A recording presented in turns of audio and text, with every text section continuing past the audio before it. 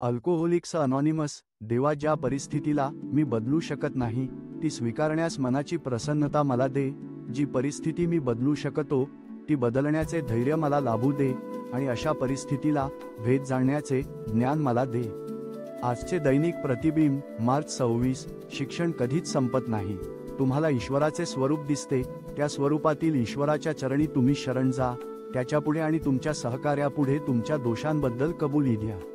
पूर्व जीवनाची सारी उद्ध्वस्तता साफ करा. तुम्हाला जे आढळून येईल ते खुलेपणाने दुसऱ्यांना द्या आणि आमच्यामध्ये समाविष्ट व्हा. चैतन्यमय संगतीत, फेलोशिपमध्ये आम्ही तुमच्याबरोबर राहू आणि आनंदमय नियतीच्या रस्त्याने तुम्ही वाटचाल करीत असताना आमच्यापैकी लोक निश्चितपणे तुम्हाला भेटतील. ठेवो तोवर परमेश्वर तुमचे भले करो आणि तुमच्यावर वरदहस्त. अल्कोहोलिक्स अनॉनिमस, पान 164, इंग्रजी.